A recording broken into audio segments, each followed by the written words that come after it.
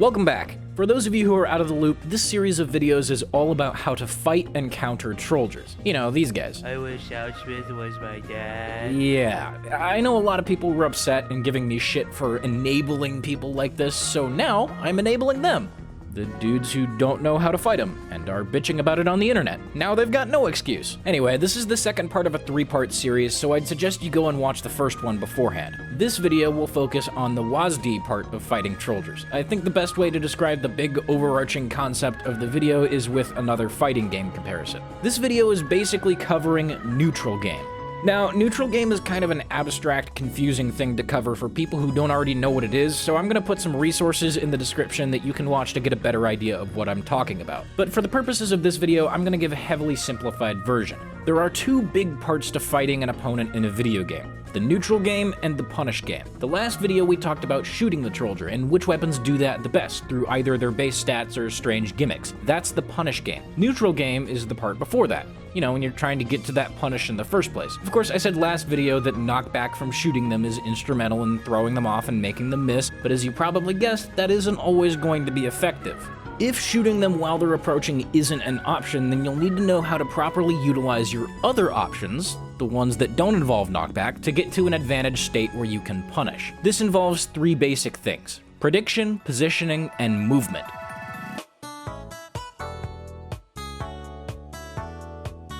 Understanding and anticipating what a Trolldier is about to do is key when fighting them. I'd go as far as saying that it's a prerequisite of sorts for the other 2 parts of this video. All the stuff about movement and positioning won't matter unless you're able to effectively predict what the Trolldier is gonna do. Otherwise, how are you gonna know what kind of movement to use or what spot to position yourself in? Okay, so first things first, observe the Trolldier and try to get a bead on his general playstyle. Usually they will fall into one of 2 categories: defensive or idiot meme lord. The former will play almost like a spy, being unexpected and only committing to something when they're confident they can secure a garden, and quickly retreating if they miss. And the latter is, well, it's pretty self-explanatory.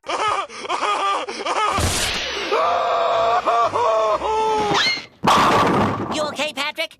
Finland! Trolldiers who commit too often are usually the ones that are newer to the subclass. Unfortunately for them, this also makes them much more predictable. Basic movement jukes will usually be enough to throw them off, and they'll more often than not be doing the same jumps over and over for most of the game. Observe them for a few minutes, and you should be fine. Defensive Trolldiers, on the other hand, are a little bit more complicated. See, here's the thing. When you're fighting against a Trolldier that knows what he's doing, you're not the only one trying to predict their opponent. That's all Trolldier really is, trying to predict what your target will do and jumping such that you'll be able to take advantage of that prediction. So ultimately you have 2 parties both trying to figure out what the other one is going to do. And what this leads to is a battle of what's called conditioning. In a nutshell, conditioning is the act of establishing a pattern for your opponent to latch onto and take a risk trying to punish. When they do that, you can deviate from that pattern and gain an advantage. Here's a basic example that you might see in normal gameplay. A spy is giving this engineer trouble. Every time he attempts to chase him up a flight of stairs, he gets stair-stabbed. Thing is, the engineer isn't stupid. He now sees this pattern, and that's not going to work on him more than a couple times. So the next time the spy shows up and runs away, he knows not to walk up the stairs. Instead, he waits at the bottom of the stairs so that when the spy tries a trick stab, he can shoot him in his stupid fucking French face. Unfortunately for him, the spy knows that he recognizes this pattern and figured out a few seconds ago that he won't be falling for a trick stab again. So in the end, the whole situation turns out looking more like this. I know what you're here for.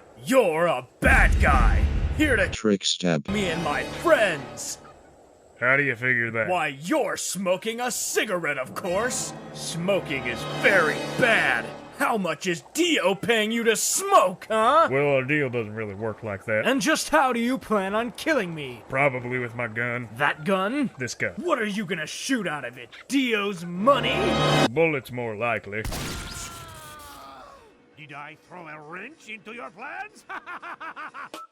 When fighting Trolldiers specifically, conditioning usually has to do with establishing movement patterns so that the Trolldier will commit to a big old jump and obviously put himself in significant danger. Then, of course, you deviate from that pattern and punish. Here is a practical example that happened in an actual game. I'm fighting this Trolldier, and throughout the game I establish that I stay out of his range by walking forward, walking off of ledges, etc. He understands this and knows that I know the basics of how to deal with Trolldiers. So when he's fixing to jump at me here, he opts not to do a jump into a wall jump to get more distance, and instead only uses one rocket, thinking that I'm going to react to his jump by walking forward. I mean, after all, this guy knows the basics of how to fight Trolldiers. There's no way he'd back up, right? Well, in this case, I did, because it's what he wasn't expecting. He misses, takes a shitload of fall damage, tries to run away to a health pack, and I just have to chip away at him to finish him off. Conditioning can also apply to things like aim, positioning, and weapon choice. For example, you could frequently show up at certain points in the map to bait out a large blind jump and then punish them for that. You could switch up your weapons to get him to commit to things he wouldn't normally commit to if he knew that you were using those weapons, etc, etc, etc. Prediction is important on both sides of the fight.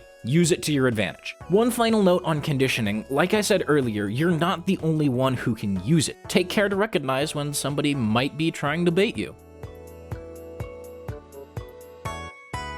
Alright, you guys already know what positioning is and why it's important. I'm gonna cut right to the chase. Here are some common things that you can use that are strong against Trolldiers. Now obviously I can't talk about every spot on every map, so I'm gonna do my best to be kind of general and explain why certain spots might be strong so that you can take that and apply it to other maps. The first place that most people gravitate towards when fighting a Trolldier is inside a building. This is for good reason too. The ceiling restricts movement and makes it harder to connect a garden, and there's less room to strafe and avoid your gun that's in their face and you're shooting them with. There's no doubt that against a newer Trolldier, a building is just about the safest place you can be, but buildings are a little bit of a double-edged sword. Your movement is also restricted, meaning if the Trolldier is moving with lots of horizontal momentum or knows how to b-hop, you're kinda screwed.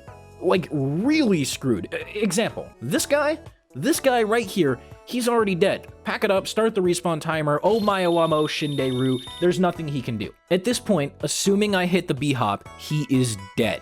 However, had he been camping over in this spawn, or this spawn, he would have had more options to outstrafe me and punish me once I miss. For example, he could have done this. Or maybe he could have done this, right? Or he could have been over here and done this. Or maybe done this, right? You get the idea? So, when looking for places to be against a Trolldier, here are a few things to keep in mind. 1. Look for low ceilings. We already talked about this. It's harder to hit gardens in low-ceilinged areas because you have less options to jump. 2. You want lots of horizontal room. If you're in a choke point, all the Trolldier has to do is properly tie his shoes beforehand and you're fucking dead. 3. Hang around doorways. Don't get me wrong, ceilings are nice for screwing up a Trolldier, but this little bit right here is going to be your best friend. Any kind of random geometry sticking out from walls or ceilings will stop the Trolldier dead in his tracks, much better than anything you might be shooting at him. 4. Stay away from the tops of ramps. Remember, the source engine still considers you to be blast jumping when you slide up a ramp, which means the market gardener will still crit. This means if you hang around ramps or stairs or other angled surfaces, you might get shoveled in a really dumb way. 5. Sharp turns and corners are good. Remember, a Trolldier can only strafe in so tight of a circle. Now, this one requires a little bit more foresight, but if you see him coming and can effectively predict what he's going to do, for example, this tower ramp slide on high tower, you can place yourself around a corner such that he won't be able to turn fast enough to get you. This could give you the opening you need to take him out. And 6, be wary of common montage jumps and where they might end. And when I say montage jumps, I mean stuff like this thing on high tower, or this one on upward, right? Or maybe this one on Badwater. You get the idea. Notably, watch out when you're around health packs. There are a lot of large blind jumps that you'll see in montages that end at health packs. Since a lot of people like to hang around there, and if you do a blind jump that ends at a health pack, you're more likely to run into somebody there, right? If you camp one too much, you might find yourself in a situation where it's too late to react. Like, by the time you notice the Trolldier, you're already screwed. It'd be like that one scene in Apocalypse Now, but instead of hearing Fortunate Son off in the distance, you hear the build-up to a royalty-free trap song. What the hell? What is, does anyone else in the server hear that? What? Oh, fuck.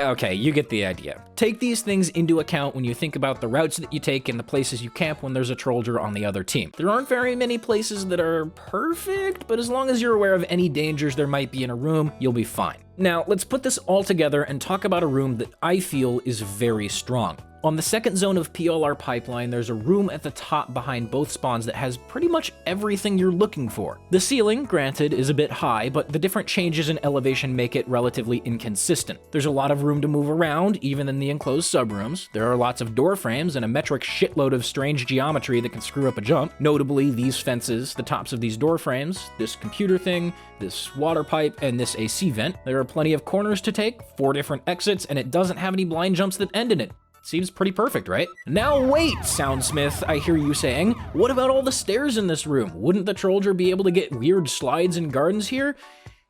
Well, yes and no. There are stairs in this room, but none of them are placed such that you could gain enough speed to slide up it. Plus, these stairs are special. Here's the thing, most stairs in TF2 are actually just ramps with textures on them to make them look like stairs. This means that you can slide up them. These stairs, though, for whatever reason, actually have geometry, and that applies to every set of stairs in the room. And that means even if you could get enough speed to slide up a ramp and keep your garden crit, you wouldn't be able to do it with these ones specifically. I don't know why. It's stupid, but it's a thing. So overall, if you're gonna take on a Trolldier, this is the kind of place you want to be. Okay, I would say that movement is the most important part of fighting a Trolldier, just hands down. Out of the things we talked about today, it has the most potential to save your ass in a pinch. You don't see the Trolldier coming, you're in a bad spot, what can you do at this point? If you've got solid movement, you've at least got a chance to outmaneuver him and kick his ass. So it's at this point in the video that I'd like to take some time to explain definitively why you don't want to back up against a Trolldier. I know a lot of people know about it, but at this point it's mostly just a meme, and I feel like a lot of you don't know why it became such a meme. So let me explain. There are 2 basic reasons why backing up versus Trolldier is bad. It widens their margin of error for the timing on their swing, and it decreases the effectiveness of your horizontal strafing. The first reason is something that I've talked about before, but I don't feel like I did a very good job of explaining it, so let me try again. When a Trolldier is trying to hit you with a shovel, he has to swing with a certain timing, so that his hitbox comes out after he's in your melee range, but before he hits the ground. You could visualize this with an imaginary bubble that represents melee range around your target. In earlier episodes of How to Trolldier, I called this the butter zone. Now, as a Trolldier, you want to stay in this zone for as long as possible before you hit the ground. That way, if your timing is a little off, you're more likely to still connect with a crit. You'll notice that this is why Trolldiers like to jump low to the ground and favor a height disadvantage. It's because they stay in the butter zone for longer. Now, when a Trolldier is approaching you, if you back up, then you're allowing him to stay in the butter zone for longer. See? Thing is, if you were to walk forward, even if he managed to get in range in the first place, he'd be in there for significantly less time, making it more likely that he'd miss. Okay, secondly, backing up decreases the effectiveness of your horizontal strafing. Remember how I said Trolldier can only strafe in so tight of a circle? If you try to go tighter than that, it just kind of doesn't work. Well, let's take a bird's eye view for a second to visualize this. Let's say that this is the tightest a Trolldier can strafe. Obviously, this isn't exact, and it can change through the use of man treads and based on how fast he's going, but this is just a conceptual thing, so bear with me for a second. Now, the Trolldier could strafe in an arc that isn't as tight as this, say this, right? So if we take this original arc and mirror it to both sides, we get an area that the Trolldier could potentially strafe to. And as you'll notice, as you back up, that area gets wider. If you back up versus a Trolldier, you're basically going to the Prometheus school of running away from things. You could be strafing to the left or the right, but it likely wouldn't matter since he'd be able to follow you with his strafing. However, if you were to walk forward, then it'd be significantly easier to get to a place where he wouldn't be able to follow you. This would force him to either retreat or try to get the garden anyway, both of which would put you in an advantageous position. Hopefully that made sense. If it didn't, whatever, just don't back up, trust me. I mean, it can be useful at some points if they're not expecting it and you know they won't be able to reach you, but in general, it's just a really bad idea. Okay, so now let's talk about some more basic movement. In general, there are 3 different types of movement in TF2. Positional movement, jukes, and wild cards. There are probably some better names for that out there somewhere, honestly. I just couldn't find them, so this is what I'm going with. Positional movement is pretty straightforward. This is the movement that's used to put yourself in a better position to fight your opponent. An example of this in normal TF2 gameplay might be a scout jumping up on a rock to gain a height advantage against a soldier. A juke is a movement that's used to either throw off your opponent's aim or outright deceive them. A good example of this would be a matador stab. Oh, come on, I know you guys have all watched a trick stab tutorial once in in your life. It's the thing where you move one way in order to make them think you're gonna try and circle around and then move the other way in order to backstab them when they turn. You get it. Anyway, wild cards, aka JoJo-style ass pulls, are probably my favorite. It's basically when you do some crazy, dumb shit that makes absolutely no sense, but because of how unexpected it is, it just might work. The best example I can think of this is just randomly stopping for no reason. Excuse me? What? Why? Why? Why did you just stop? You just stopped. That makes no sense. Exactly. Fuck you! Against Trolldier specifically, I would suggest that you place your focus on getting better at Jukes, since throwing off prediction is what's going to screw with the Trolldier the most. I'm still going to go through and give some examples of every type though. For positional movement, here are some things that might work well. Strafing back and forth next to a doorway, walking off a ledge to change the required timing of their swing, jumping towards this window so that you have multiple escape options should the Trolldier chase you. Right? For Jukes, try these. You could walk underneath the Trolldier at the last second. You could fake a walk underneath the Trolldier and then move the other way so that when he strafes and tries to follow you, he just misses. You could double jump as Scout to change your velocity and throw him off. You could change up your strafing to bait them into turning the wrong way. As for wild cards, it's difficult to explain a specific example because the whole point of it is being unexpected, and if I were to put it in this video, then it would no longer be unexpected, right? I mean, stopping can work in certain situations, and other dumb shit can work. You just gotta believe in the heart of the cards, honestly. Okay, really though, it probably won't work, but I mean, fuck it, it might, right? And with wild cards, that's really all that matters. One final note on movement, try to combine these in your normal play and make sure not to rely on one movement strategy too much. If the Trolldier sees it coming, he'll get you good. Remember, prediction and conditioning are prerequisites for using these. If you use them in a predictable manner, then none of this matters. そこでおめえの次のセリフはこうだ。決闘を侮辱するな、ジョジョ。俺の前で決闘を侮辱するな、ジョジョ。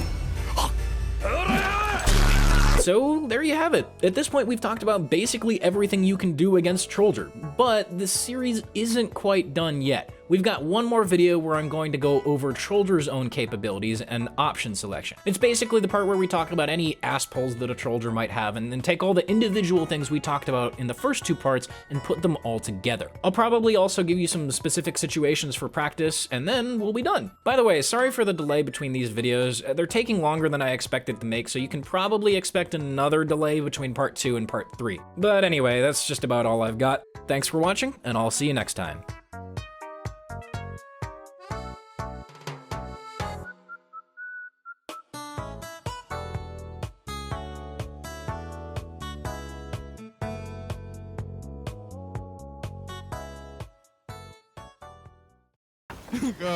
Should I be in the video? Just literally put him at the end just saying that. Okay.